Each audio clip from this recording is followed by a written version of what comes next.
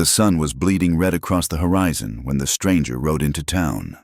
His horse's hooves kicked up dust devils along Main Street, past the general store with its faded sign, past the blacksmith's forge where the hammering had ceased for the day. He rode straight and purposeful, like a man who knew exactly where he was going, though no soul in Cedar Ridge had ever laid eyes on him before. The Red Mesa Saloon squatted between the old mining depot and the abandoned stage station, its weathered boards the color of dried blood in the dying light. The stranger dismounted with practiced ease, his movements deliberate and economical. He wore his gun low on his hip, the leather holster worn smooth from use. A scar ran from his left temple to his jaw, pale against his sun-darkened skin. Inside, the saloon was already filling with the evening crowd, miners with coal dust still clinging to their clothes, cowboys in from the range, gamblers shuffling worn cards at corner tables. The air hung thick with tobacco smoke and the sour smell of spilled whiskey. Behind the bar stood a woman who drew every eye in the room, though she seemed immune to the attention. Margaret Sullivan, folks called her Maggie, moved with quiet efficiency, pouring drinks and making change. Her auburn hair was pulled back in a severe bun, revealing the elegant line of her neck. She wore widow's black, as she had for the past 6 months, though the dress did nothing to diminish her striking beauty. The stranger pushed through the batwing doors, and conversations stuttered to a halt. He crossed to the bar, spurs jingling softly against the floorboards. Up close, Maggie could see he was younger than she'd first thought, perhaps 30, with dark eyes that seemed to catalog everything in the room. "Whiskey," he said, his voice low and rough, like he hadn't used it in days. She poured without comment, studying him as she did. His clothes were trail-worn, but quality the kind a man might buy with his last dollar to make a good impression, or to hide who he really was. "Passing through?" she asked, setting the glass before him. "Maybe." He threw back the whiskey in one swallow. "Maybe not." From the back room came a wet, hacking cough. Maggie's shoulders tensed almost imperceptibly. The stranger's eyes tracked the sound, then returned to her face. "That's old man Sullivan, ain't it?" said a miner at the end of the bar. "Heard he's been poorly. My husband's health is his own business," Maggie said coolly, though everyone knew Thomas Sullivan hadn't been her husband in any real sense for years. She'd been his woman, kept under his roof and his rules, but never his wife in the eyes of the law or the church. The stranger ordered another whiskey. "You run this place alone?" "I manage." Her green eyes met his steadily. "Though I could use another hand, if you're looking for work." He considered this, turning the empty glass in his fingers. "Name's Jesse Kane. I can tend bar, swamp floors, whatever needs doing. Can you handle trouble?" She nodded toward a table where 4 men were growing loud over their cards. Jesse's hand dropped casual-like to his gun. "I can handle whatever comes." She studied him for a long moment, then nodded. "Room and board plus $2 a week. You can start tomorrow." As she turned away, Jesse watched her move through the crowded saloon, the way she sidestepped, grabbing hands without seeming to notice them, the straight line of her spine despite the weight she clearly carried. He'd expected to feel satisfaction at finally being here, in the place his father had built. Instead, he felt something else entirely as he watched the woman who'd shared Thomas Sullivan's bed. Over the next days, Jesse proved himself useful. He had a way of quieting rowdy customers with just a look, could pour drinks steady even when the place was packed to the rafters. He fixed the broken hinge on the storeroom door, patched the leak in the roof, and never complained about any task Maggie set him. But mostly, he watched. He memorized the layout of the building, noted which floorboards creaked, which customers came regular and which passed through. He found reasons to go into the cellar, studying the stone walls his father had laid with his own hands 20 years back. He glimpsed the old man himself only twice, a shrunken figure propped in bed, eyes clouded with fever and something else. Guilt, maybe, or just the meanness that had always lived in him, concentrated by illness. The townspeople talked, as small-town people do. Jesse learned that Thomas Sullivan had come to Cedar Ridge as a young man with money and ambition. He'd built the Red Mesa into the most profitable establishment in 3 counties. Though his methods weren't always clean, there were stories of claim jumping, of partnerships gone sour, of women who'd loved him and lived to regret it. He was a handsome devil in his day. Old Martha at the boarding house told Jesse, could charm the birds from the trees. Of course, he had a temper on him too, and wandering eyes, if you take my meaning. Jesse took her meaning clear enough. He'd lived the consequences of those wandering eyes. Him and his mother both. One evening, a week into his employment, Jesse was wiping down tables when Maggie emerged from the back room, her face drawn with exhaustion. She'd been up 3 nights running with the old man's fever. "How is he?" Jesse asked, though he told himself he didn't care. She shook her head. "The doctor says it won't be long now." She sank into a chair, a liberty she rarely allowed herself. "I suppose I should feel something more than relief." Jesse set down his rag. "How long were you with him?" 6 years. She laughed, bitter and short. "My husband, my real husband, died in a mining accident, left me with nothing but debts. Thomas offered me an arrangement, food, shelter, protection. All I had to do was warm his bed and pretend not to notice his other women." The words hung between them in the lamplight. Jesse's jaw tightened. He thought of his mother, young and beautiful and foolish enough to believe Thomas Sullivan's promises, dead at 26, buried in a pauper's grave while the man who'd fathered her child lived in comfort. "Why stay?" he asked. "After all this time?" Maggie looked at him with those green eyes that seemed to see too much. "Where would I go? This is the only home I have now, the only work I know." She stood, smoothing her skirts. "Besides, someone needs to run this place. The people here depend on the Red Mesa, for all its sins." Jesse watched her return to the bar, backbone straight as ever. He'd come here with plans for revenge, had imagined a dozen ways to make his father pay for abandoning him and his mother. But he hadn't counted on Maggie Sullivan. Hadn't expected to find another soul bearing the weight of Thomas Sullivan's sins. That night, he lay on his narrow cot in the room above the saloon and listened to the sounds of the building settling around him.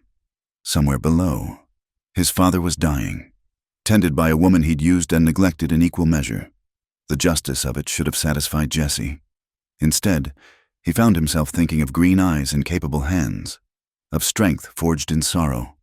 He'd come for vengeance. But already, he could feel his purpose shifting, like sand beneath his feet. The past was a weight he'd carried so long he'd forgotten what it felt like to set it down. But watching Maggie Sullivan navigate her hard world with grace, he wondered if maybe there was another way forward. Tomorrow, he decided, he would start looking through his father's papers. The evidence he needed was here somewhere, proof of all the lives Thomas Sullivan had ruined. But tonight, he simply lay still and listened to the night sounds of Cedar Ridge, trying not to think about the woman sleeping 2 floors below, or the way she'd looked at him with eyes that understood too much. Outside, a coyote howled in the distance, and the wind whispered secrets through the gaps in the walls. Jesse Kane closed his eyes and tried not to dream of redemption in a place built on sins.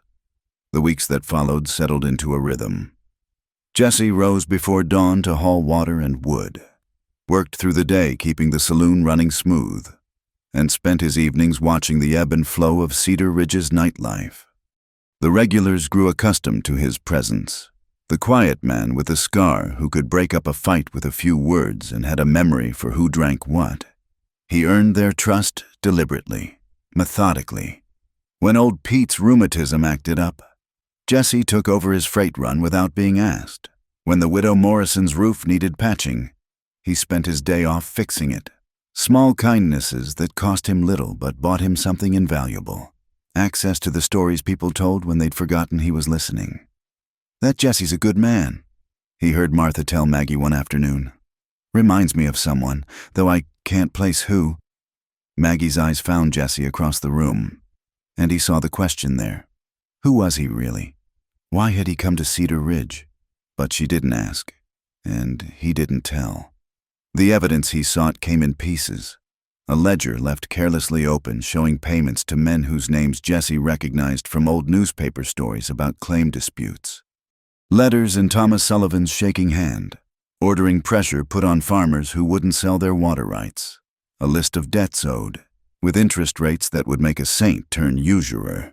But it was in the cellar that Jesse found what he'd really come for. Behind a loose stone in the wall, wrapped in oilcloth, lay a bundle of papers. His hands trembled as he unfolded them. Here was the deed to a small ranch outside Tucson, signed over to Thomas Sullivan for considerations rendered. Here was a letter from a woman named Rosa Mendoza, begging for money to buy medicine for her sick child. The letter was unopened, the seal unbroken after 20 years. Jesse stared at his mother's handwriting until the words blurred. She'd tried to reach out, had swallowed her pride to beg help from the man who'd abandoned them, and Thomas Sullivan hadn't even bothered to read her plea. Thunder rolled across the sky as Jesse climbed back upstairs, the papers clutched in his fist. The afternoon had turned dark, clouds piling up like black wool against the mountains. The saloon was nearly empty, just a few die-hard drinkers and Maggie, tallying the day's receipts. She looked up as he approached, saw something in his face that made her set down her pencil. What is it? He couldn't speak, couldn't find words for the rage that threatened to choke him. Instead, he headed for the back room where his father lay dying. Maggie caught his arm. "Jesse, don't, whatever you're thinking. You don't know what I'm thinking." His voice came out raw, dangerous. "I know that look. I've worn it myself often enough." Her grip tightened. "He's dying. Jesse, let him go with whatever peace he can find." "Peace?" Jesse laughed, ugly and sharp. "That man doesn't deserve peace." Lightning flashed, illuminating her face. "None of us deserve much of anything, but we take what we can get and try to live with it." The storm broke then, rain hammering the roof like bullets. The wind howled through gaps in the walls, setting the lamps to flickering. Jesse stood there, trembling with 20 years of fury, while Maggie's hand burned through his shirt sleeve. "Help me close the shutters," she said finally, "before we're flooded out." They worked together in the storm's fury, barring windows and checking doors. The last of the customers fled for shelter. When they'd secured the building, they found themselves alone in the main room, soaked and breathless.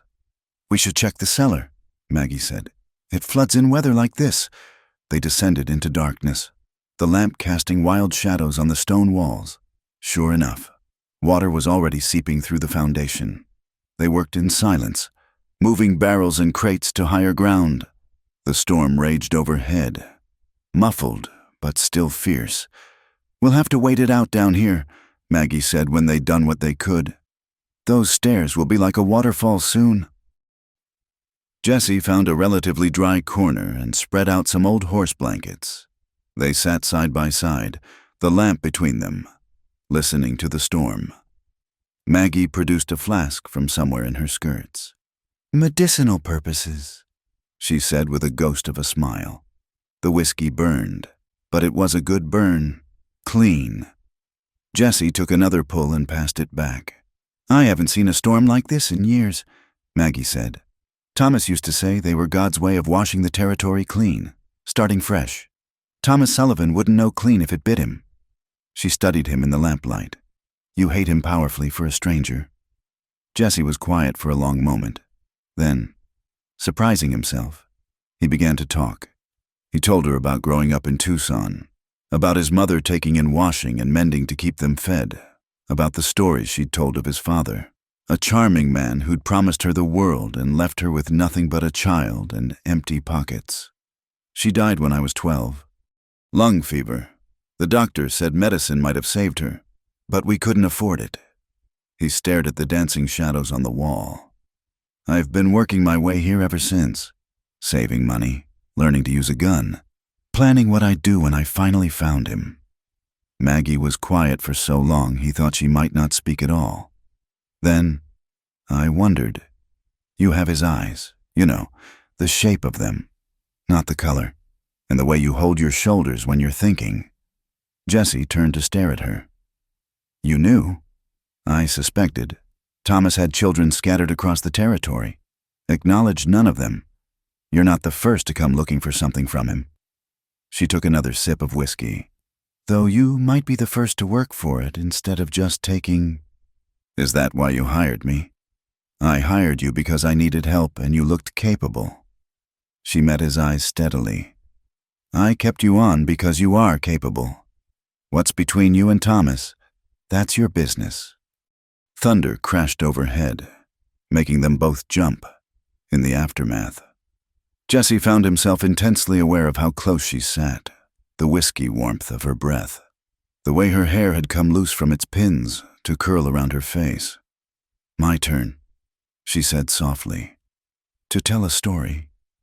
She spoke of growing up in Ohio, the daughter of a schoolteacher, of meeting James Sullivan, no relation to Thomas, and following him west with stars in her eyes, of the good years they'd had before the mine collapse took him and half a dozen others. I tried to make it on my own, took in sewing, cleaned houses, but a woman alone in a mining town. She shrugged. Thomas offered protection, a roof, food. All I had to do was share his bed and keep his house and pretend not to mind when he came home smelling of other women. Why tell me this? Because you're looking at me like I'm some kind of saint for staying with him. I'm not. I made a bargain, same as your mother did. Only I was luckier. I got what I was promised, even if it came with a price. The lamp flickered, throwing their shadows wild against the walls. Jesse realized he'd moved closer to her without meaning to, drawn by the pain in her voice that echoed his own. You didn't deserve what he did to you, he said. Neither did your mother. Neither did you. Her hand found his in the darkness. But here we are anyway, waiting out the storm in the cellar he built. There's a kind of justice in that, don't you think? Jessie turned her hand over in his, studying the calluses from years of work, the small scar on her thumb. What will you do when he's gone? Run this place, I suppose. It's all I know now. Unless... She pulled her hand away. Nothing, whiskey talking, but Jessie heard what she didn't say. Unless someone gave her a reason to do something else. Unless there was another bargain to be made. A better one this time. The storm began to ease. Thunder rolling away toward the mountains. They should go upstairs. Jessie knew. Check on the damage. See to the old man. But neither of them moved. I came here to destroy him, Jessie said quietly. To take everything he'd built and burn it down. And now, he looked at her, really looked. Saw the strength that had kept her upright through years of compromise. Saw the loneliness that matched his own. Saw possibilities he hadn't come looking for. Now I don't know. She stood then, brushing dust from her skirts. The storm's passing. We should go up. Jessie caught her arm as she reached for the lamp.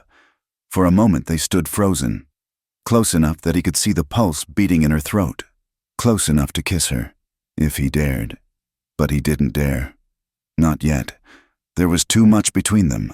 His father dying upstairs, the lies he'd told, the truth she'd guessed. Instead, he released her and stepped back. After you, he said.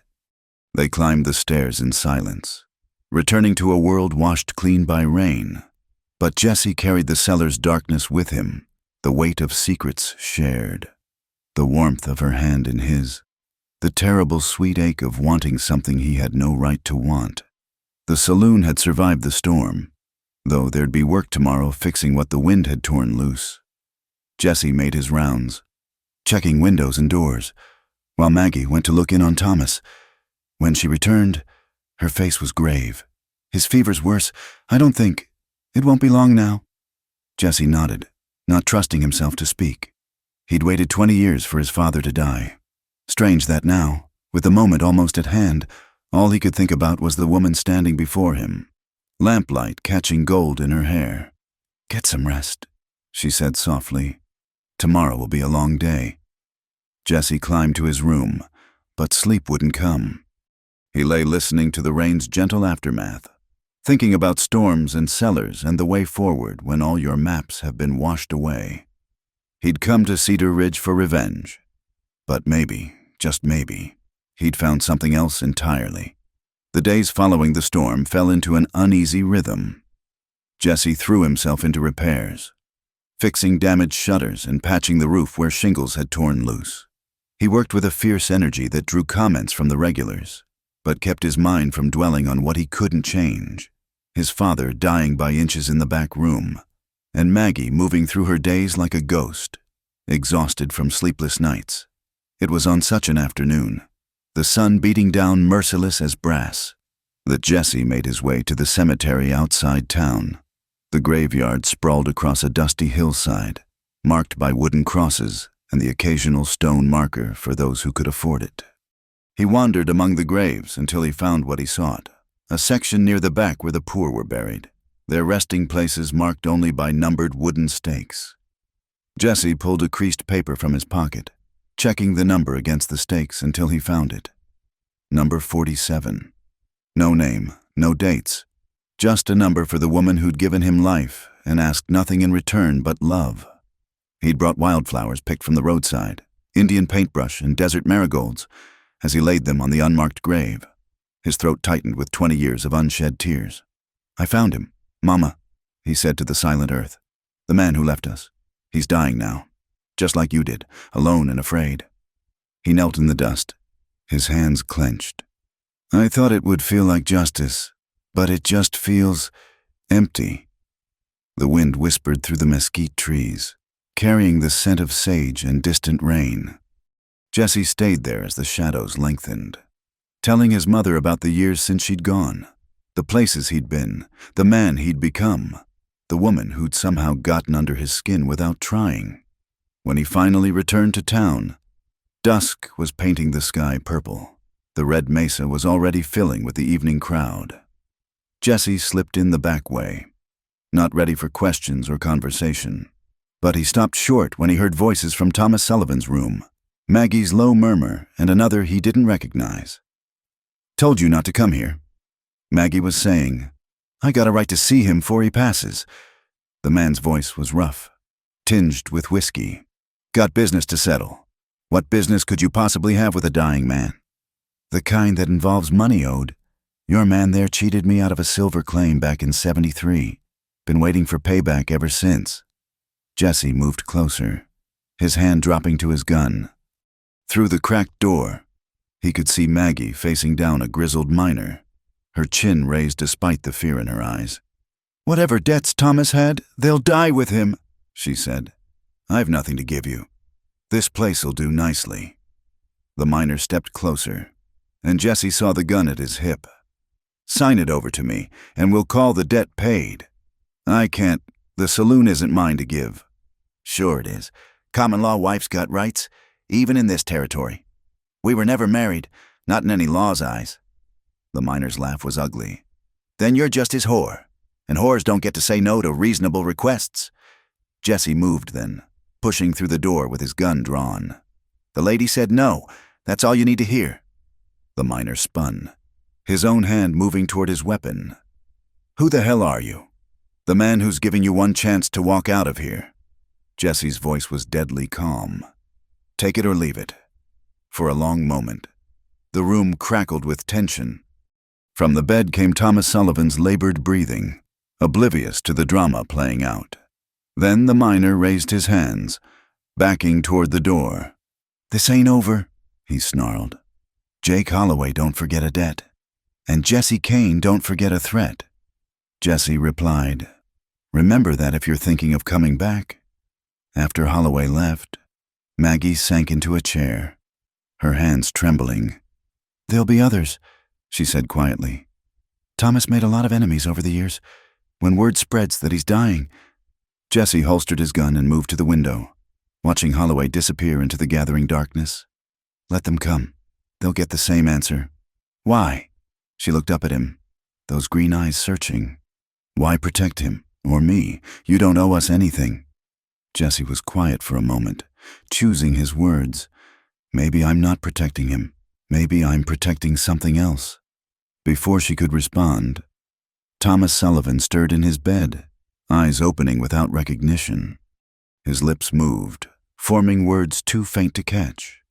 Maggie rose automatically. moving to his side with the practiced care of a nurse. Jessie watched her tend to the man who'd used her, who'd taken her desperation and turned it into servitude, watched her gentle hands and patient manner. Even now, the anger that had driven him for so long burned fresh, but directed differently now. Not just at his father, but at a world that gave women like Maggie and his mother so few choices. That night, the saloon stayed rowdy late. A group of cowboys fresh off the trail were celebrating their pay, and Jesse had his hands full keeping order. It was past midnight when the last of them stumbled out, leaving the place finally quiet. Maggie emerged from the back room, looking more exhausted than he'd ever seen her. "His breathing's changed," she said simply. "The doctor says it won't be long now. Go rest. I'll sit with him." She shook her head. "I can't ask you to. You're not asking. I'm offering." He touched her shoulder gently. "Go on. You're dead on your feet." She wavered, then nodded. But instead of heading to her own room, she sank into a chair by the cold fireplace. Jesse found a blanket and draped it over her, then went to keep vigil by his father's bed. Thomas Sullivan looked smaller than Jesse remembered from glimpses caught over the past weeks. The illness had wasted him, leaving sharp bones and hollow cheeks. His breathing was shallow, irregular. Jesse sat in the darkness, studying the face that had haunted his dreams for 20 years. "I know you can't hear me," he said quietly. "But I need to say this. I hated you for so long it became part of me, like breathing, but sitting here now..." He paused, searching for words. "You're just a man. A weak, selfish man who hurt everyone who ever loved him. And that's almost worse than the monster I built you up to be." Thomas's eyes flickered open, focused with surprising clarity on Jesse's face. His lips moved, forming a single word. "Rosa?" Jesse's hands clenched. "Rosa's dead. 20 years dead. Your son is here instead." Something shifted in the old man's face. Recognition, perhaps, or just the final letting go. His hand moved slightly on the coverlet, and Jesse, despite everything, found himself taking it. The fingers were cold, brittle as winter twigs. "Boy," Thomas whispered. "My boy." "I'm nobody's boy, not anymore." Thomas's grip tightened with surprising strength. "The letters, in the desk, for you." Then his eyes closed, and his breathing grew more labored. Jesse sat holding his father's hand, feeling the life ebb from it like tide going out. Near dawn, Thomas Sullivan breathed his last, slipping away so quietly Jesse almost missed it. He sat there as gray light crept through the windows, still holding that cold hand, not from love or forgiveness, but from a simple human unwillingness to let anyone die entirely alone. When he finally rose, his joints stiff from sitting, he found Maggie standing in the doorway. "It's over," he said unnecessarily. She nodded, her face unreadable. "I'll send for the undertaker." "Wait." Jesse moved to the desk Thomas had indicated, finding a packet of letters tied with string. His name was written on the outside in shaky script. "He said these were for me." Maggie watched as he opened them. The first was a will, properly witnessed, leaving the Red Mesa Saloon to "my natural son, Jesse." The second was a letter in Thomas's hand, obviously written before the illness took hold. "If you're reading this, boy, then you found me at last. I knew you would. Rosa wrote that you had my stubborn streak. I won't ask for forgiveness. We both know I don't deserve it. But the saloon is yours by right. It's good business if you run it honest, which I didn't always do. Maybe you'll do better. The woman, Margaret, she's got a good head for figures and keeps the customers in line. You could do worse than keep her on, or keep her, period. Your mother had spirit like that. It's what I loved about her, before I ruined it like I ruin everything. Don't be like me. Boy, be better." Jesse read it twice, then handed it wordlessly to Maggie. She read, her face paling. "I'll be gone by noon," she said quietly. "Just let me pack my things." "What? No." Jesse caught her arm as she turned away. "Didn't you read it? The place is mine now, and I say you stay." "Stay as what? Your employee? Your..." She couldn't finish the sentence. "As whatever you want to be, partner, manager, friend. He swallowed hard. Just stay. She studied his face for a long moment. You're Rosa's son, the child he abandoned. Yes. And you came here for revenge. Yes.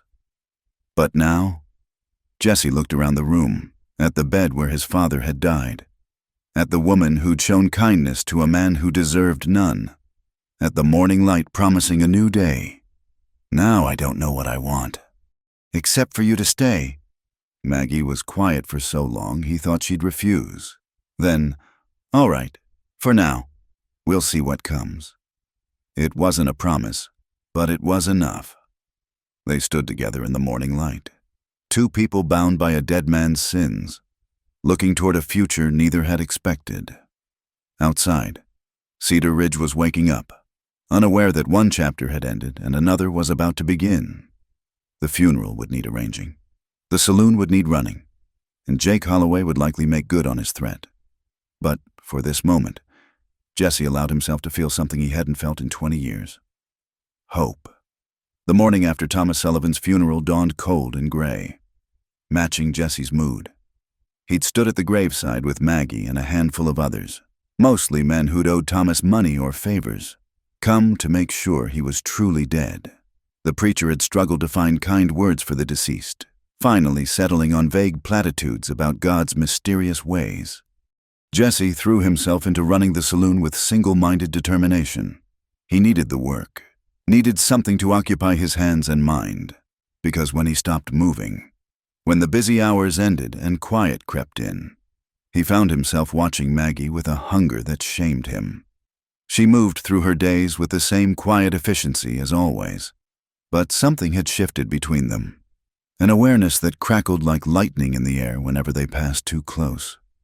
Jesse would catch her looking at him when she thought he wasn't watching, something unreadable in those green eyes. It had been 2 weeks since Thomas's death when everything changed. The evening started like any other. Cowboys and miners filling the tables, cards shuffling, glasses clinking. Jesse was behind the bar when Jake Holloway walked in with 3 men at his back. The conversation died like someone had thrown water on a fire. Heard the old man finally kicked it, Holloway said, swagger in his step. Guess that makes you the new owner, boy. That's right. Jesse's hand rested casual on the bar, inches from the shotgun he kept there. Which means you're drinking in my place. You going to order or just take up space? Holloway grinned, ugly and mean. Oh, I'll be drinking here regular. A man likes to know his property before he takes possession. Only thing you'll be possessing is a hole in the ground if you keep talking. One of Holloway's men, a thin fellow with dead eyes, spoke up. Jake here's got a legal claim. Old Sullivan owed him for that silver strike. We got papers. Then take them to a judge. Jesse's voice was steady as iron. Until then, get out. What happened next came fast. Holloway's hand went for his gun, but Jesse was already moving. He vaulted the bar, catching Holloway's wrist and twisting hard. The gun clattered across the floor. Jesse's fist connected with Holloway's jaw, sending him sprawling. The thin man drew, but before Jesse could react, a bottle shattered against the man's skull. Maggie stood there, broken glass in her hand, face fierce as any warrior's. The other 2 men backed toward the door, hands raised. They collected Holloway and the unconscious gunman and dragged them out. Holloway spat blood on the threshold. This ain't over, Breed. You'll pay for putting hands on me. After they left, Jesse found himself shaking, not from fear, but from the adrenaline coursing through him. Maggie set down the broken bottle, her own hands trembling. You all right? He asked. Fine, but her voice cracked on the word. Without thinking, Jesse pulled her against him. She resisted for a heartbeat, then collapsed into his chest, her whole body shuddering. He held her while the saloon slowly returned to normal around them, the cowboys and miners pretending they hadn't seen their moment of vulnerability. Come on, he said quietly. Let's get some air. He led her out back where the night was cool and quiet. They stood in the shadow of the building, her head still resting against his chest. Jesse breathed in the scent of her hair, lavender soap and wood smoke. I was so scared, she whispered, when I saw him draw on you. Hey. He tilted her chin up, forcing her to meet his eyes. I'm all right. We're both all right. She studied his face in the moonlight, and something shifted in her expression. Jesse. He knew he should step back, knew this was wrong. She'd been his father's woman, for God's sake. But when she rose up on her toes, when her lips found his, all his good intentions burned away like morning mist. The kiss was desperate, hungry, full of grief and need and something that might have been hope. When they finally broke apart, both breathing hard, Jesse rested his forehead against hers. We can't, Maggie whispered, even as her hands fisted in his shirt. I know. But neither of them moved away. They stood there in the darkness, holding each other like shipwrecked survivors clinging to driftwood. Finally, Maggie stepped back, wrapping her arms around herself. I should go in, check the receipts. Maggie, please, Jesse, not tonight. I can't. I need to think. She fled inside, leaving Jesse alone with the stars and his churning thoughts. He'd kissed his father's woman. The guilt of it should have been crushing. Instead, all he felt was the echo of her warmth, the taste of her on his lips. The next days passed in strained silence.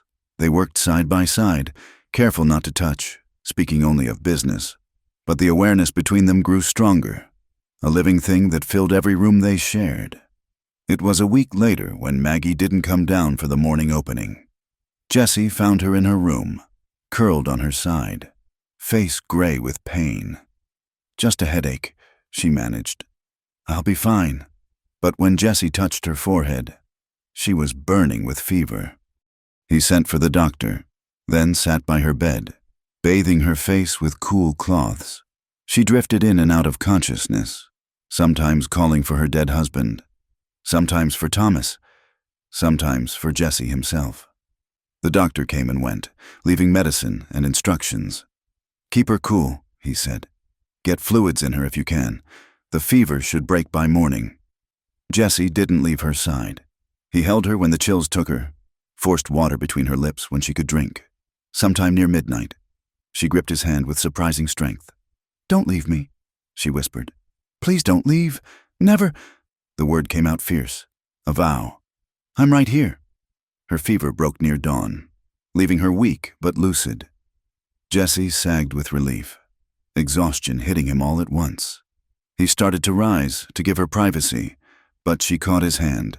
Stay, just stay.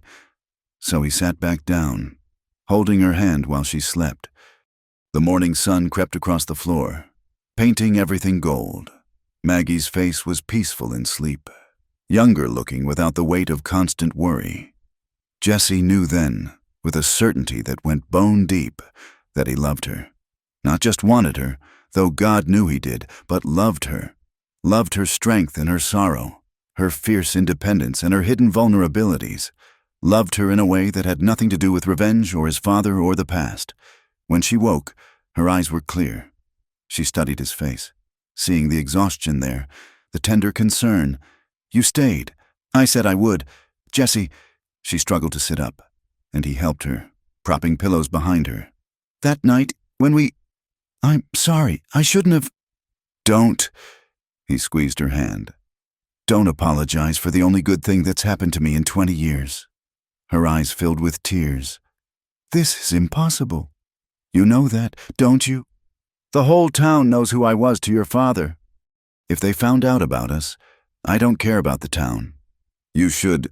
This place, these people, it's your life now.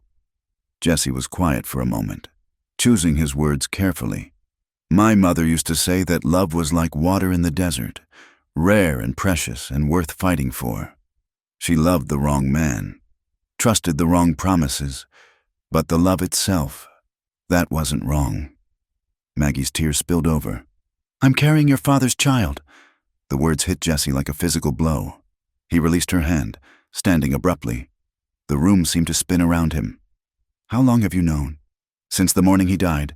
I wasn't sure, but now. She touched her still flat stomach. 3 months, maybe 4. Jesse moved to the window, staring out at the dusty street below. His father's child, growing in the woman he'd come to love.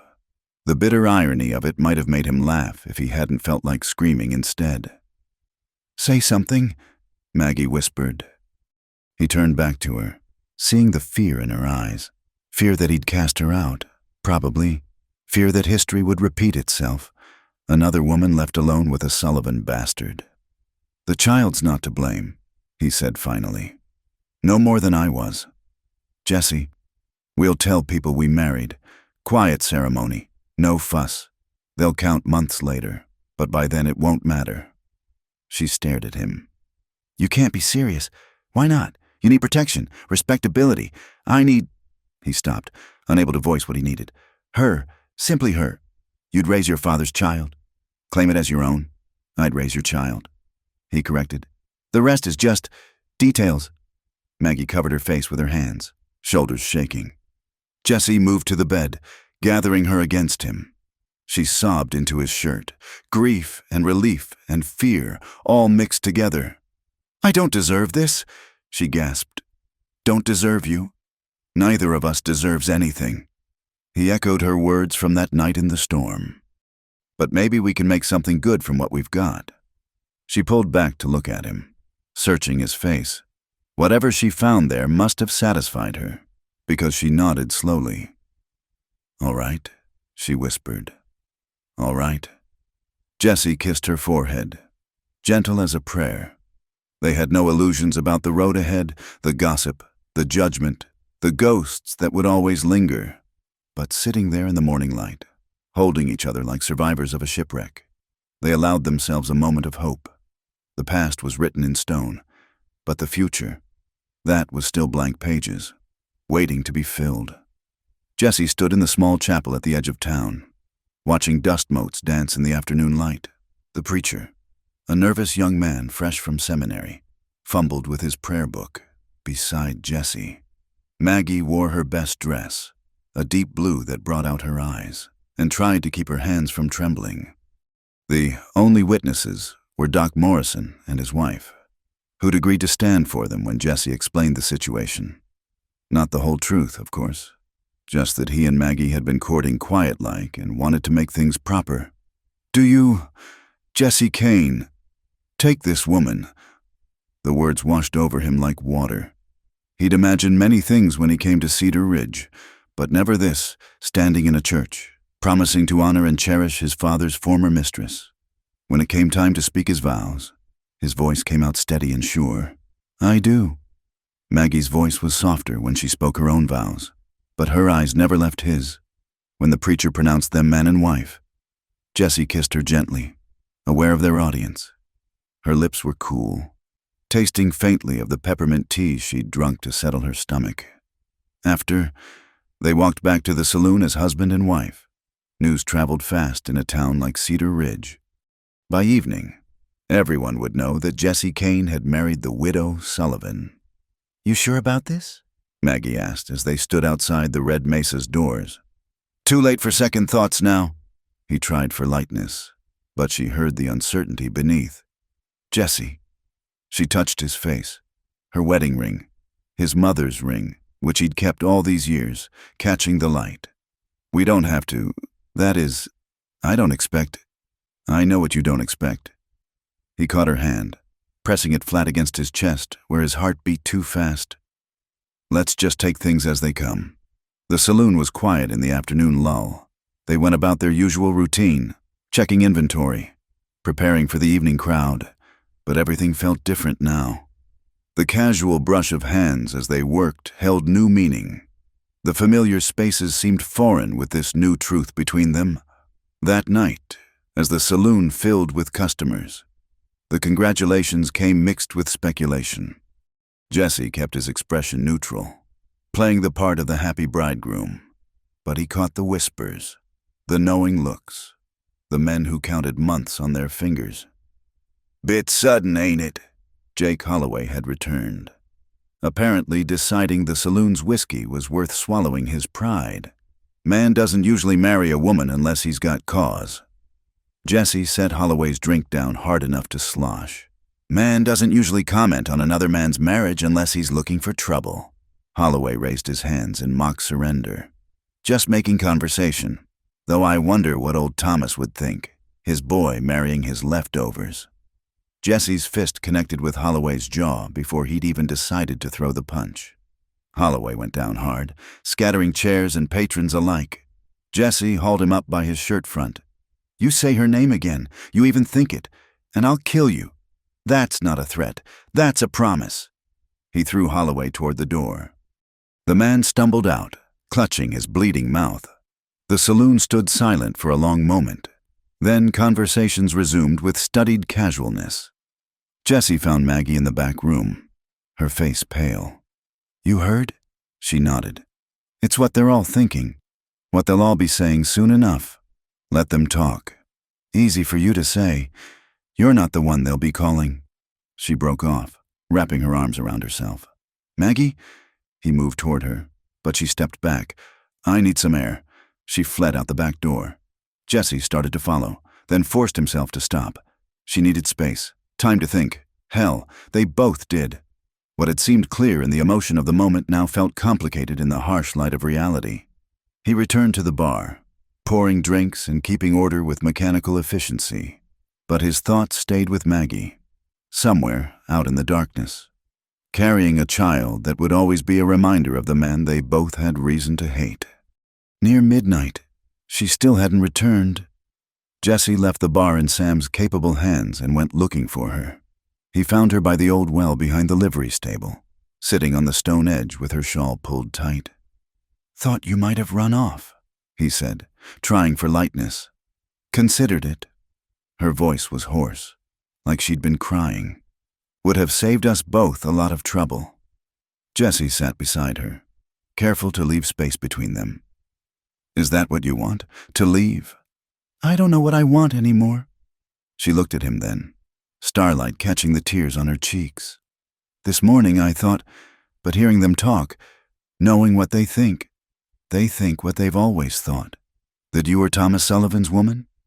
Nothing's changed except now you've got my name and my protection. Your name, she laughed, bitter. You know what the real joke is? Thomas never wanted me. Oh, he used me when the mood struck, but mostly he kept me around because it amused him to own something beautiful, like that painting in his office or the silver watch he never wore. Jesse's jaw tightened, but he let her talk. I wasn't even good enough to be his real mistress, just convenient, available, and now I'm carrying his child, and I've trapped another good man into— Stop! The word came out harsher than he'd intended. You didn't trap me. I made a choice. Why? She turned to face him fully. Why would you choose this? Choose me. You could have anyone. I don't want anyone. The truth of it surprised him. I want you. The woman who shared your father's bed. The woman who survived him. The woman who looked at me that night in the storm and saw something more than anger and old pain. The woman who— He stopped, swallowing hard. I love you, Maggie. God help me, but I do. She made a sound like a wounded animal. You can't. You don't even know me. Then let me know you. He risked moving closer, taking her cold hands in his. We've got time now. A lifetime, if you'll have it. And the child. Jesse thought of his own childhood, the questions without answers, the empty space where a father should have been. The child will have what I didn't, a name, a home, parents who want it. Parent, she corrected. You can't want— I want whatever's part of you. He meant it, realized with surprise, even the parts that come from him. Maggie studied his face for a long moment, then slowly, carefully, leaned into him. Jesse wrapped his arms around her, feeling the tremors that ran through her body. I don't know how to do this, she whispered. How to be a wife again. How to trust that something good might last. Neither do I, but maybe we can figure it out together. They sat there by the well as the town slept around them. Somewhere a coyote called, answered by another. The stars wheeled overhead, indifferent to human struggles, but in that moment, Jesse felt a peace he hadn't known in 20 years. When they finally returned to the saloon, Sam had closed up and gone home. They stood in the empty main room, suddenly awkward. "I prepared the room at the end of the hall," Maggie said. "For you. I thought, that is, you might want—" "Where do you want me?" The question hung between them, loaded with more than its simple words. Maggie's cheeks flushed, but she met his eyes steady. "With me, if you're willing." Jesse's heart kicked hard against his ribs. "I'm willing." Her room, their room now, was simple but clean. Maggie stood by the window, fingers working at the buttons of her dress. Jesse saw her hands shaking and crossed to her, stilling them with his own. "We don't have to do anything tonight," he said softly. "There's no rush." "I know, but I want—" She took a breath. "I want to be your wife. Really your wife. Not because I have to be, but because I choose it." Jesse kissed her then, different from their desperate embrace weeks ago. This was slower, deeper, a promise made with lips and breath. When they finally made their way to the bed, it was as equals, as partners choosing each other despite everything that had come before. Later, Maggie lay with her head on his chest, tracing abstract patterns on his skin. "They'll never stop talking. You know, about us, about the baby coming too soon. Let them talk." He pressed a kiss to her hair. "We know the truth." "Which truth? That you married your father's mistress? That I'm carrying his child? That we're both fools trying to build something clean on rotten foundations?" Jesse was quiet for a moment. Then, the truth that two broken people found each other in a broken place and decided to try anyway. That's all any of us can do. Try to be better than what came before. Maggie raised up to look at him. In the moonlight through the window, her face was soft, vulnerable in a way she rarely allowed. "I love you too," she whispered. "I didn't want to, tried not to, but I do." The words settled into Jesse's chest like coming home. He pulled her close, and they lay together in the darkness, two souls scarred by the same man's cruelty, finding solace in each other's arms. Outside, Cedar Ridge slept on, unaware that in one room above a saloon, something new and fragile and precious had taken root. Love, growing despite the rocky ground. Hope, blooming in the desert of the past. It wouldn't be easy. Tomorrow would bring fresh challenges, new gossip, old enemies.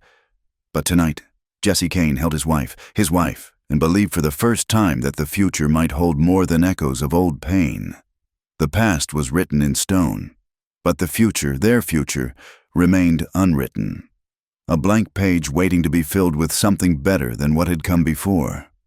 Winter came early to Cedar Ridge that year, bringing bitter winds that cut through the thin walls of the buildings along Main Street. Jesse spent his days reinforcing the saloon against the cold, plugging gaps with newspaper and rags, banking earth against the foundation. But no amount of preparation could keep out the chill that settled over the town as Maggie's pregnancy became impossible to hide. The whispers followed them everywhere. Women pulled their shawls tighter and crossed to the other side of the street when Maggie ventured out for supplies.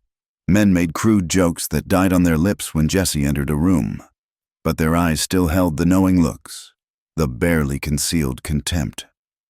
3 months into their marriage, Judge Patterson arrived to settle Thomas Sullivan's estate.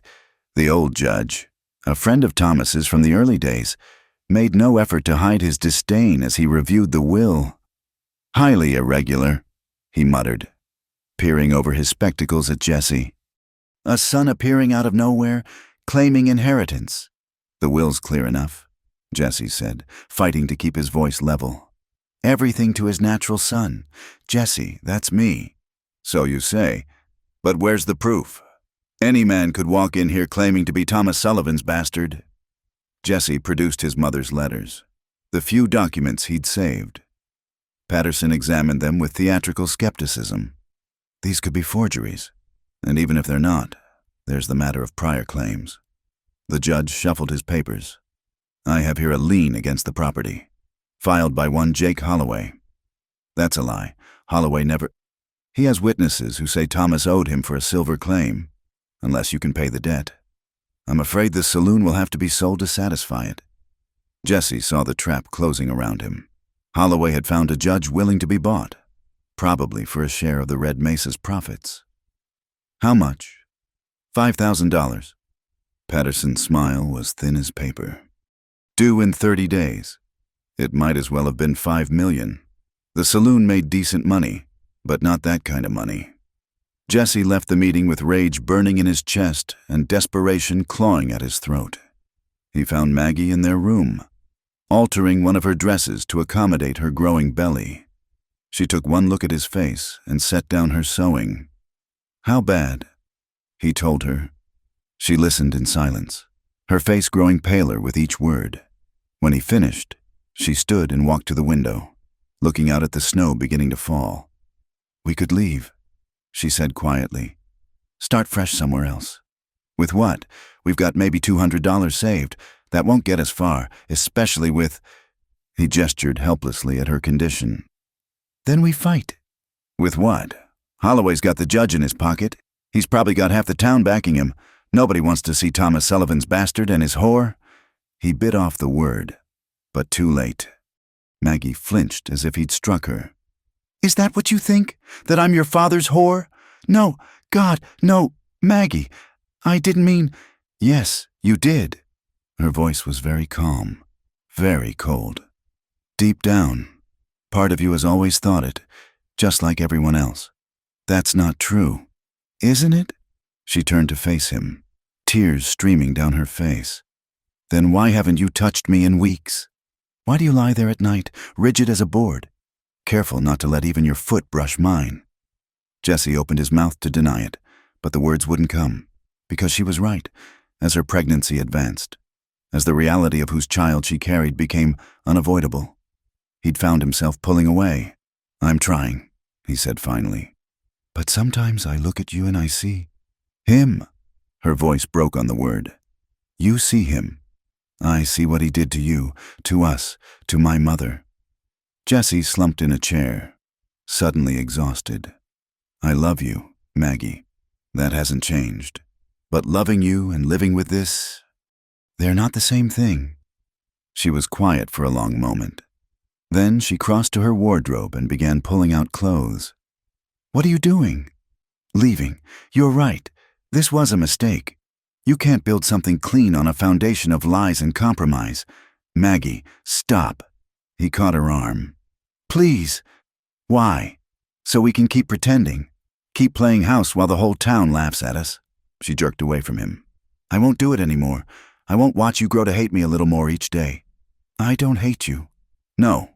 You hate yourself for wanting me. That's worse." The truth of it hit Jesse like a physical blow. He sank back in the chair, watching her pack with mechanical efficiency. Outside, the snow fell harder, transforming the dirty streets into something deceptively pure. "Where will you go?" "Denver, maybe, or San Francisco.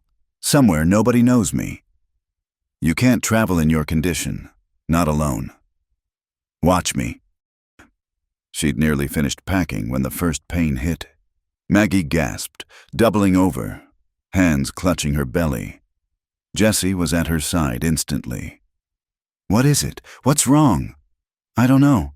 It's too early. The baby's not due for—" Another pain cut off her words. She gripped his hand hard enough to hurt. Jesse half carried her to the bed, then ran for Doc Morrison. The old doctor came quickly, took one look at Maggie's gray face and ordered Jesse to boil water. "Gather clean linens." "She's in labor," Morrison said grimly. "Too early. This is going to be difficult." The next hours blurred together in a haze of Maggie's cries and the doctor's terse instructions.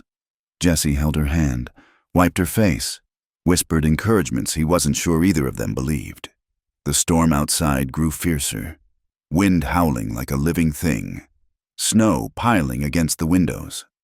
"Can't do this," Maggie gasped between contractions. "Can't. Yes, you can." Jesse pressed his lips to her sweat-damp forehead.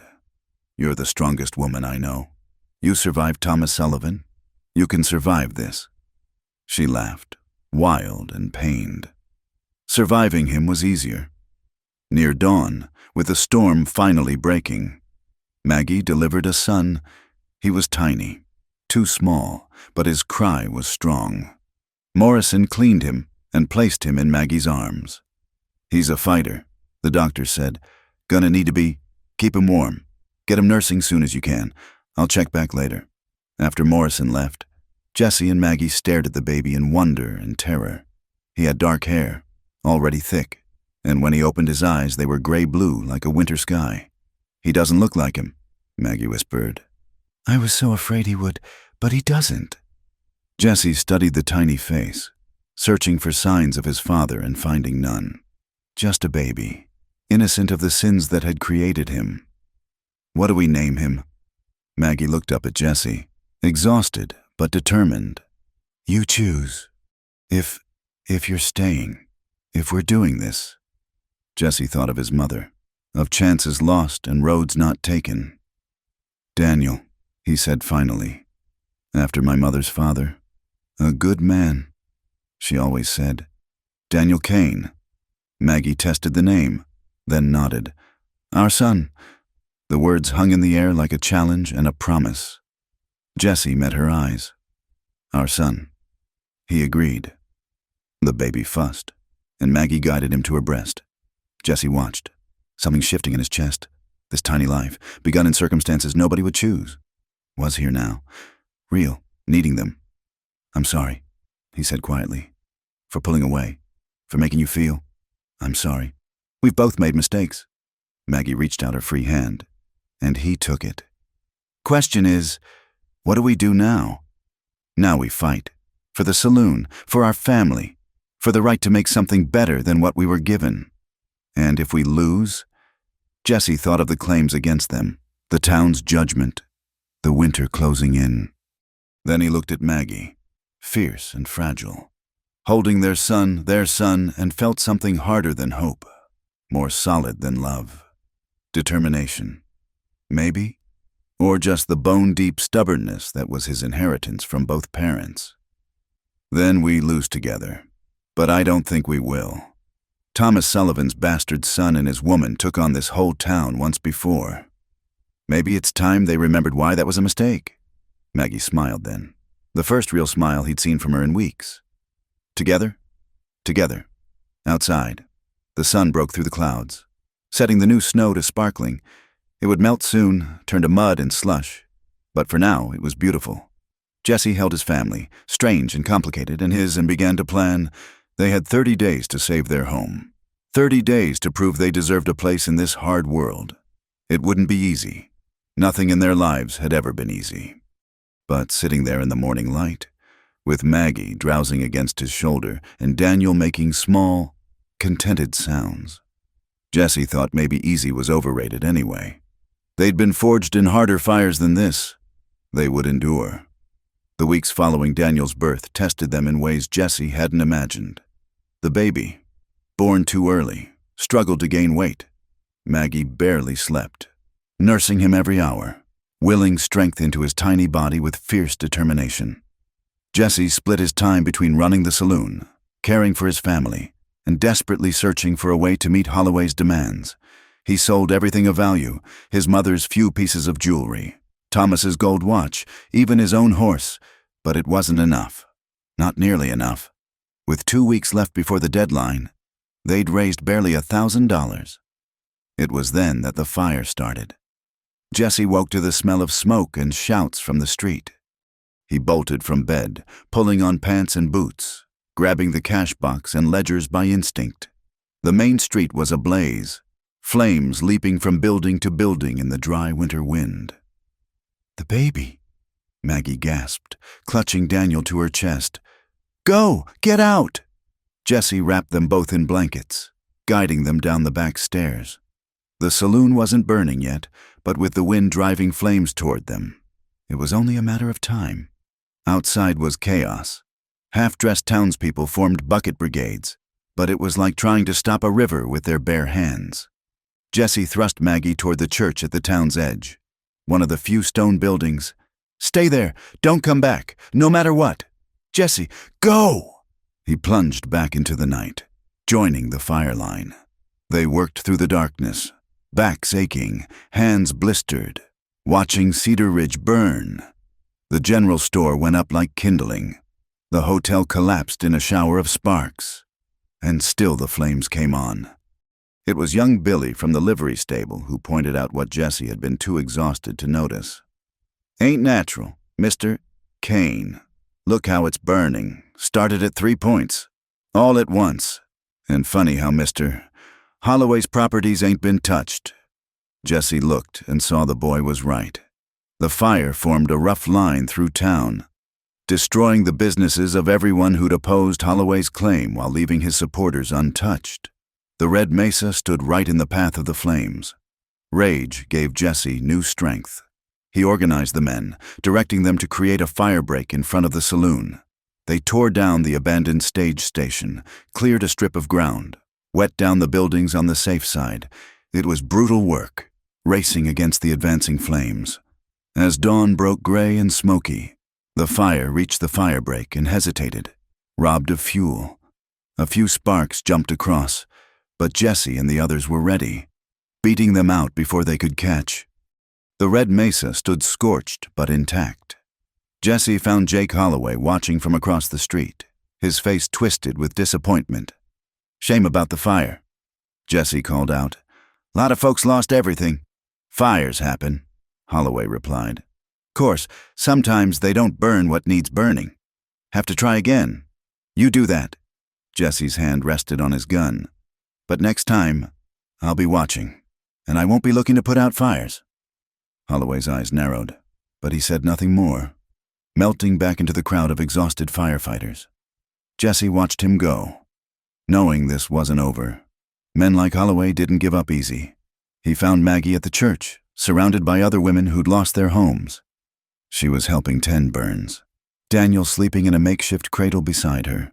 When she saw Jesse, relief flooded her face. The saloon, still standing, barely. "Thank God." Then, quieter. "Jesse, Mrs. Morrison told me something about the fire." "How it started." "I know." He kept his voice low. "Holloway. But knowing and proving are different things." "What do we do?" Before Jesse could answer, a commotion arose near the church doors. A stranger had arrived, a well-dressed man on a fine horse, picking his way through the ash-covered streets. He stopped to ask questions, then headed directly for Jesse. "Mr. Kane? Jesse Kane." "That's me." "Nathaniel Blackwood, attorney at law." He produced a card from his vest pocket, somehow still crisp despite the smoky air. "I represent the estate of Rosa Mendoza." Jesse's heart stopped. "My mother's been dead 20 years. "Indeed. However, it seems she had family in Mexico who've been searching for her heir. They recently retained my services to locate you." Blackwood glanced around at the devastation. "I appear to have arrived at an inopportune time." "You could say that." Jesse's mind raced. His mother had never mentioned family. But then, she'd rarely spoken of her life before Thomas Sullivan. "What do they want?" "To fulfill a bequest. Your grandmother passed away last year, leaving a considerable estate. Cattle lands, primarily. The family wishes to honor her desire that Rosa's child receive a portion." "How much of a portion?"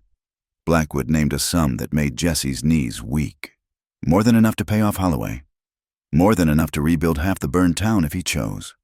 There are, of course, conditions." Blackwood continued.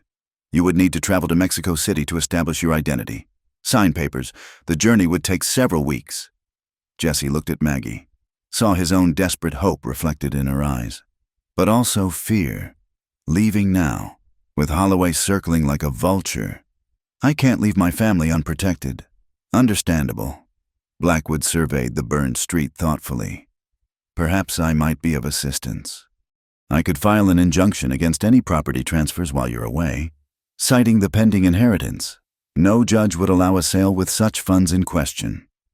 It was a lifeline, unexpected and almost too good to be true. Jesse had learned to distrust such gifts. But what choice did they have? "When would I need to leave?" "Immediately. I'm afraid the estate has other claimants who would be happy to see you fail to appear." Jesse made his decision. "Give me 1 hour." He found Sam and the other men who'd fought beside him through the night, explained the situation, asked them to watch over Maggie and the baby. To a man, they agreed. "You helped save what's left of our town." Old Pete said, "We'll keep your family safe." Maggie was harder to convince. She clung to him in their smoke-damaged room, Daniel between them. "It's too dangerous. What if it's a trap? What if it's not?" Jessie kissed her forehead, tasting ash. "This is our chance. Maggie, maybe our only chance." "I'm scared." "So am I. But we've come too far to give up now." She pulled back to study his face, then nodded slowly. "All right, but you come back to us. Jesse Kane, you hear me? You come back. Always." An hour later, Jesse rode out of Cedar Ridge beside Nathaniel Blackwood, leaving behind the burned ruins of Main Street and the two people who'd become his whole world. He didn't look back, couldn't afford to, but he carried with him the memory of Maggie's kiss and Daniel's tiny hand wrapped around his finger. The journey to Mexico City took 3 weeks of hard riding. Blackwood proved surprisingly good company, full of stories about the territory's early days. He'd known Thomas Sullivan. It turned out, complicated man. Blackwood said one evening by their campfire. Brilliant in business, but couldn't see past his own appetites. I told him once he'd die alone and unmourned. Seems I was half right. He died alone, but you and Mrs. Kane mourned him, in your way. Aye, we mourned what he could have been, what he took from us. Same thing, perhaps. In Mexico City, Jesse met his mother's family, a proud, formal clan who received him with distant courtesy that warmed as they recognized Rosa's features in his face. The grandmother's bequest was real. The funds transferred without complaint once Jesse proved his identity with documents and stories only Rosa's son could know. But it was in his great-aunt's house that Jesse found the real treasure, a trunk of his mother's belongings, saved all these years. Letters, photographs, a journal she'd kept as a young woman. He spent hours reading, learning about the girl she'd been before Thomas Sullivan's promises led her north. "She wrote of you," his great-aunt said, finding him one evening surrounded by papers. "In her last letter, said you were her light in darkness, that she prayed you'd find your way to a better life than she'd managed." Jesse thought of Maggie and Daniel waiting in Cedar Ridge. "I'm trying, Senora. God knows I'm trying." He left Mexico City with more than money. He carried his mother's memory made whole, her family's blessing, and a silver cross that had been hers as a child. The journey home seemed endless, each mile crawling by as he imagined what might be happening in Cedar Ridge. When he finally crested the hill above town, his heart nearly stopped. New buildings were already rising from the ashes, raw lumber bright against the snow, and there, solid and welcoming, stood the Red Mesa Saloon, smoke rising from its chimney. He spurred his tired horse to a gallop, racing down Main Street. People called out greetings, but Jesse had eyes only for the saloon. He burst through the doors to find Maggie behind the bar, Daniel in a sling across her chest, serving drinks like she'd done it all her life. She looked up at the commotion, and her face transformed. "Jesse!" He crossed the room in 3 strides, pulling her into his arms, careful of the baby between them. She was crying and laughing at once, and Jesse realized he was too. "You came back," she whispered. "Always," he said, meaning it with every fiber of his being. Always. The story of the inheritance spread quickly. Holloway, faced with Jesse's newfound resources and the town's shift in sympathy, withdrew his claim and left Cedar Ridge for good. Judge Patterson, suddenly cooperative, validated Thomas Sullivan's will without further question. That night, after the saloon closed, Jesse and Maggie sat by their own fire, Daniel sleeping peacefully in his cradle. Jesse told her about Mexico City, about his mother's family, about the trunk of memories he'd brought home. "She would have loved you," he said. "Would have loved Daniel. I wish I could have met her. Thanked her for raising such a good man." Jesse pulled Maggie close, breathing in the scent of her hair. Outside, Cedar Ridge slept, rebuilding itself from catastrophe. Inside, a small family that shouldn't exist by any logical measure held each other close. They'd been tested by fire, literal and figurative. They'd survived abandonment, prejudice, violence, and loss. And somehow, against all odds, they'd built something worth saving from the ashes of the past. What now? Maggie asked sleepily. Now we live, Jessie said. We raise our son. We run our business. We prove that Thomas Sullivan's legacy isn't hate and abandonment, but this, what we've built despite him. She tilted her face up to kiss him, soft and sweet. I love you, Jessie Kane, and I love you, Maggie Kane. In his cradle, Daniel stirred and settled, dreaming whatever dreams babies dream. Jessie watched his son, their son, and felt peace settle into his bones like coming home. The past would always be with them, but it no longer defined them.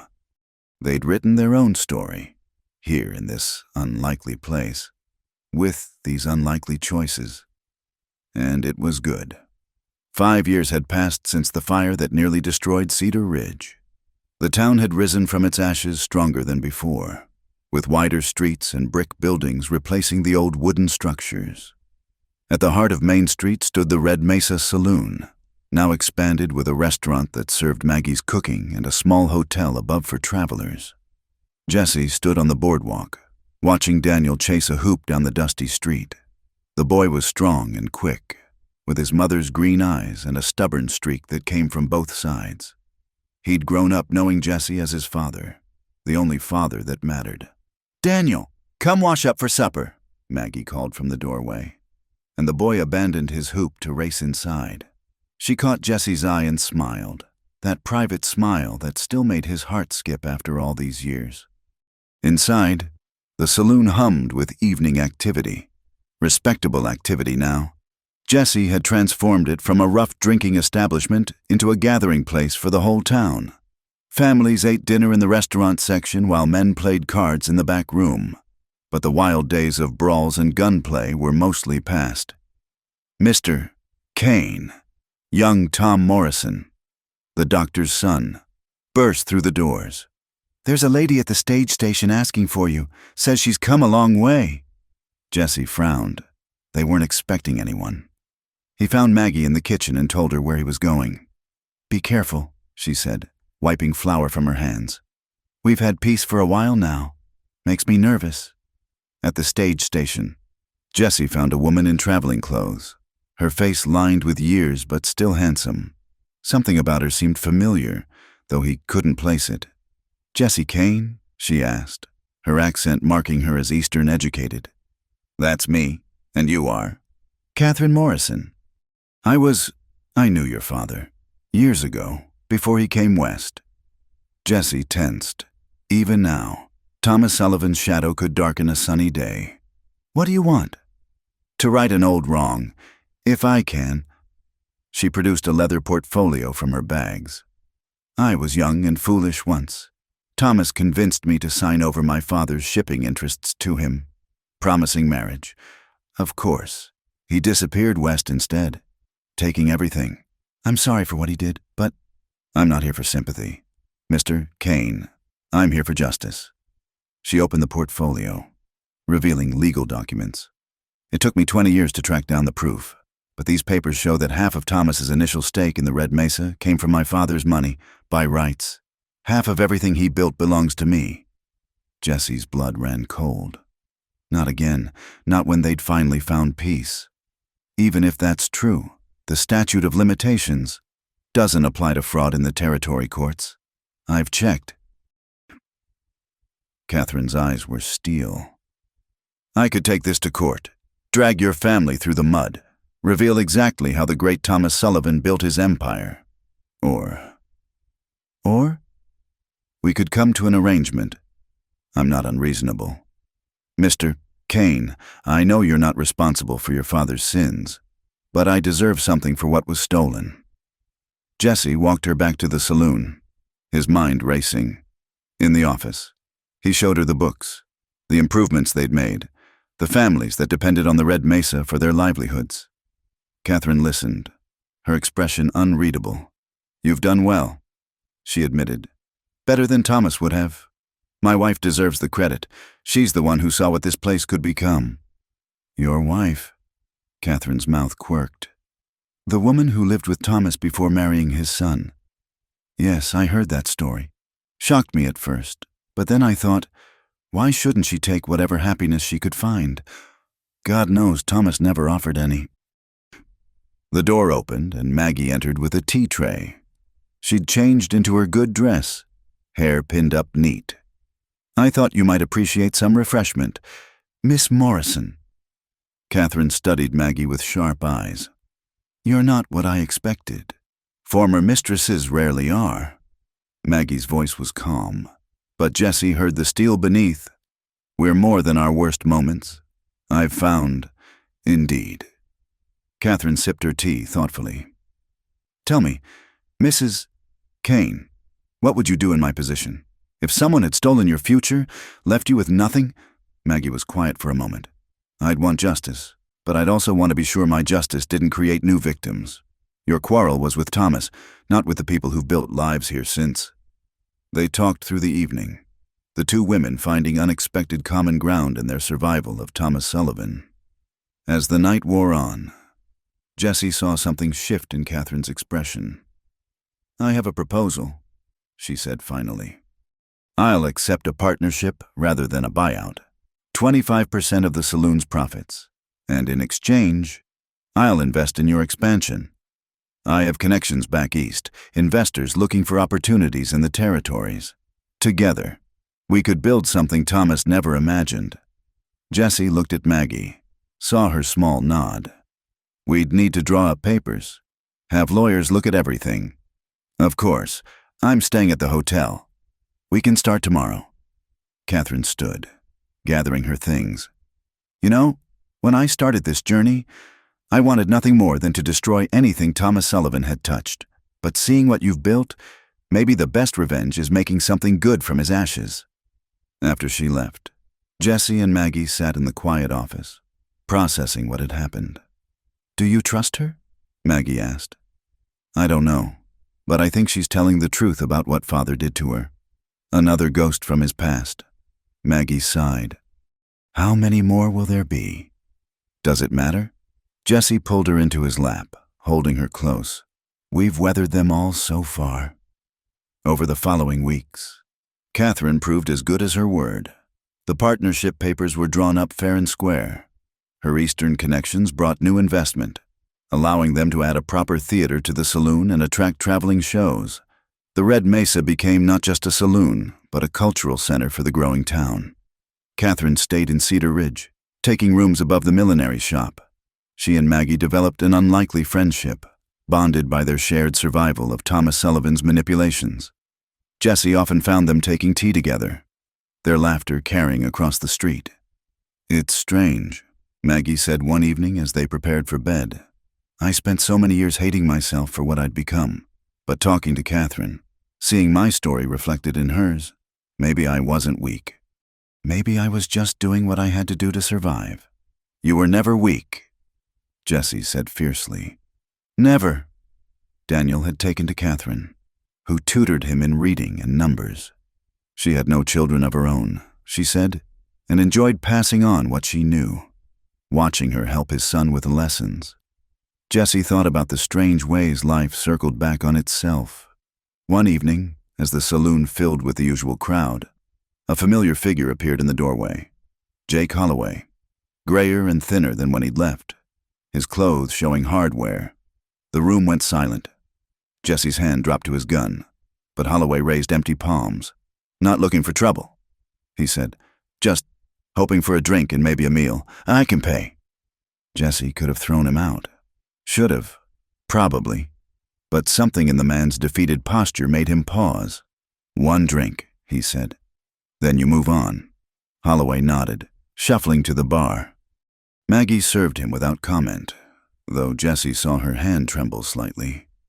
Holloway drank in silence, then surprised them both. I was wrong, he said quietly. About the claim, the fire, all of it. Man gets eaten up with wanting what others have, stops seeing what's right. He finished his whiskey and stood. You've done good here. Cain. Better than I would have. He left money on the bar and walked out. They never saw him again, though they heard later he'd headed further west, still chasing something he'd never find. As spring arrived, the town prepared for its annual Founders' Day celebration. This year, the committee approached Jesse about giving a speech, talking about the town's rebirth after the fire. He tried to refuse, but Maggie and Catherine ganged up on him. "This town needs to hear your story," Catherine insisted. "The real story of how people can change, can build something better than what they inherited." So Jesse found himself on a makeshift stage in front of the whole town, Daniel and Maggie in the front row. He talked about second chances, about choosing to build rather than tear down, about how the strongest foundations were sometimes laid on the ruins of what came before. "My father, Thomas Sullivan, was not a good man," he said, and felt the crowd's surprise at his honesty. "He hurt people, took what wasn't his, left damage in his wake. But from that damage, we've built something better. The Red Mesa stands not as his monument, but as proof that we can choose to be more than our worst inheritance." The applause was thunderous. Later, as the celebration continued around them, Jesse stood with his family, watching Daniel play with the other children. Catherine joined them, looking content in a way that suggested she'd found her own peace. "Your mother would be proud," she said quietly. "Both of them." Jesse thought of Rosa Mendoza, buried in a pauper's grave but not forgotten. Thought of Margaret Sullivan, who'd transformed from kept woman to respected businesswoman. Thought of all the women Thomas Sullivan had used and discarded, and how they'd refused to be defined by his treatment. "5 years ago, you asked me what I wanted," Maggie said, slipping her hand into his. "I said I didn't know. And now I have everything I never dared dream of. A husband who loves me, a son who makes me proud, a home that's truly ours, friends who see me for who I am, not who I was." She smiled up at him. What more could I want? Jesse kissed her there in the middle of Main Street, not caring who saw. Let them look, let them see that love could grow in the rockiest ground, that families could be built from broken pieces, that the past didn't have to dictate the future. As the sun set over Cedar Ridge, painting the sky crimson and gold, Jesse Kane stood with his unconventional family and felt the truth of what he'd spoken from the stage. They had chosen to be more than their worst inheritance. They had chosen love over hate, building over burning, hope over bitterness. And in that choosing, they had found their redemption. The Red Mesa Saloon stood proud against the evening sky, no longer just a business, but a symbol, a reminder that even in the harsh territory of the West, even in the shadow of old sins, something good could grow, something worth fighting for, something worth keeping. Inside, the piano played and voices rose in song. Outside, children played in the street while their parents talked of crops and weather and the traveling show coming next month. Life, ordinary and extraordinary both, continuing its endless dance. Jesse pulled Maggie close. Daniel balanced on his shoulders, and watched their town settle into evening. Somewhere out there, other children of Thomas Sullivan might be searching for their own peace. Other women might be struggling to survive men like him. But here, in this place, they had built something different. A future, a family, a home. And that, Jesse thought as the first stars appeared in the darkening sky, was the best revenge of all. Not destroying what Thomas Sullivan had built, but transforming it into something he never could have imagined. A place where love mattered more than money, where second chances were possible, where the sins of the fathers didn't have to be visited on the children. The past would always be with them, but it no longer owned them, and that made all the difference. Thank you so much for listening to this story of love and redemption in the Wild West. I hope Jesse and Maggie's journey touched your heart as it did mine. Please share in the comments where you're listening from. I'd love to connect with fellow Western romance fans around the world. Don't forget to subscribe to From Wild West channel for more tales of courage, passion, and second chances in the American frontier. What did you think of Jesse and Maggie's story? Share your thoughts below.